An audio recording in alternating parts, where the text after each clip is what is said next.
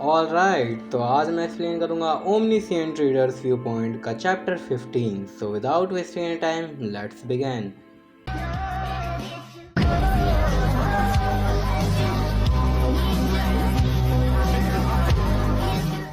पिछले चैप्टर के एंड में हमने देखा था कि स्टमक एसिड रिलीज हो जाता है। अभी हम बाहर का वर्ल्ड देखते हैं जहाँ पर तबाही के अलावा और कुछ नहीं हो रहा है। लाइक सिटीज जल रही हैं, फाइटर जेट्स सी सर्पेंट्स को मारने की कोशिश कर रहे हैं। नेक्स्ट पैनल में हम देखते हैं कि सी सर्पेंट के पेट में चीज़ें एसिड रिलीज होने की वजह से गलने लग जाती हैं, पर दोगजा बच जाता है। दोगजा हॉर्न्स का यूज़ करके स्टमक के ऊपर वाली साइड में आ जाता है, जिससे उसे एसिड टच ना हो।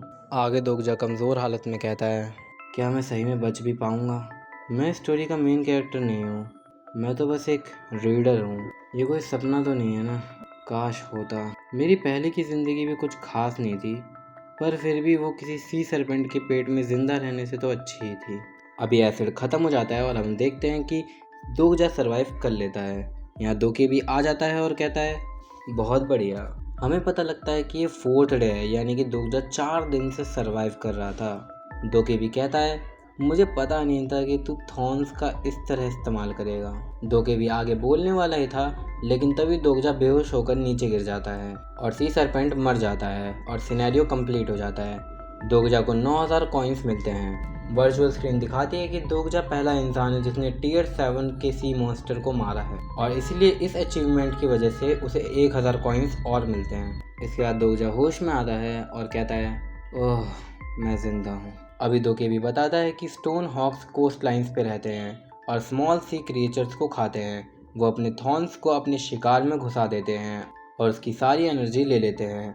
मैंने सोचा नहीं था कि तू इसका इस तरह इस्तेमाल करेगा। वर्चुअल स्क्रीन पे आता है कि अब कॉन्स्टलेशंस को समझ में आ रहा है कि दोगजा ने क्यों थॉर्न्स खरीदे थे। दोके भी आगे कहता है, और ये तो मुझे भी नहीं पता था कि सी हॉर्स के म्यूकस से स्टमक एसिड से बचा जा सकता है। दोगजा बताता है, मैंने जो बाकी बचा हुआ म्यूकस था उसे अपने ऊपर डाल लिया था, और जो भी सी सर्पेंट के फ्लूट्स मुझे हॉर्न्स के द्वारा मिलते थे मैं उसे खा लेता था अपनी भूख मिटाने के लिए, और इसकी वजह से दोगजा का स्टेमिना भी इंक्रीज हो जाता है। दोके भी कहता है, जो भी हो ये काफ़ी बढ़िया सर्वाइवल ड्रामा था, क्यों है ना कॉन्स्टलेशंस। अभी दोगजा सी सर्पेंट के न्यूक्लियस के पास पहुंच जाता है और दोकेबी को कहता है, इस न्यूक्लियस को मुझे ऑक्शन पर लगाना है और साथ ही साथ मुझे खरीदना है। दोकेबी बीच में कहता है, रुक, उससे पहले कॉन्स्टलेशंस अब हम मिलेंगे कुछ एड्स के बाद।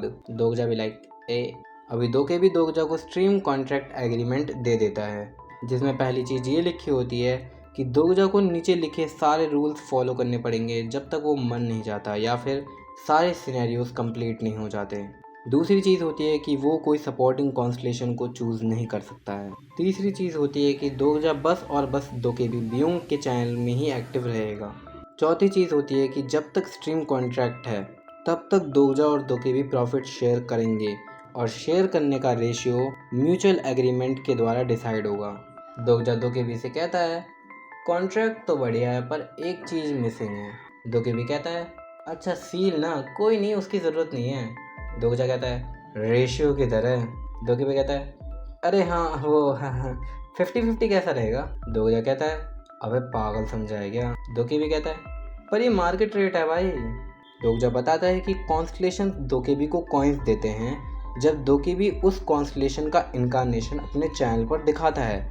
यूजुअली ऐसा ही होता है, बट दोगजा दोकेबी से कहता है, मेरे पास कोई सपोर्टिंग कॉन्स्टलेशन नहीं है। जब कॉन्स्टलेशन एक ऐसे पर्सन को कॉइन्स देना चाहता है जिसके पास कोई सपोर्टिंग कॉन्स्टलेशन नहीं हो, तो उनको दोकेबी को कमीशन ज़्यादा देना पड़ता है। मुझे पता है कि तूने अब तक मेरे से काफ़ी प्रॉफिट बनाया होगा। दोगजा आगे कहता है, तो मैं 100% कॉइन्स लूँगा। दोकेबी कहता है, क्या? दोगजा कहता है, अबे तेरे लिए कमीशन ही काफ़ी है। दोकेबी कहता है, ये तो अन्याय है, तू 70% रख लियो। दोगजा कहता है, या फिर 100%, या फिर मैं किसी और चैनल पे चला जाऊँगा। मैंने सुना है दोकेबी गिल्डल काफ़ी अच्छा काम कर रहा है। दोकेबी कहता है, 80% कैसा रहेगा? दोगजा दोबारा कहता है, या तो सब कुछ या फिर कुछ नहीं। दोकेबी कहता है, नहीं तू। दोगजा कहता है, अबे जल्दी कर, कॉन्स्टलेशंस कंप्लेंट कर रहे हैं। वर्चुअल स्क्रीन पे आता है कि कॉन्स्टलेशंस कंप्लेन कर रहे हैं ज़्यादा एड्स की वजह से। वो ये भी कह रहे हैं कि क्या वो इस चीज़ के लिए कमीशन दे रहे हैं। दोगे भी तो यहाँ बहुत परेशान हो जाता है और दोगजा बहुत खुश होता है। दोगे भी कहता है अच्छा ठीक है, आप कॉन्ट्रैक्ट साइन कर।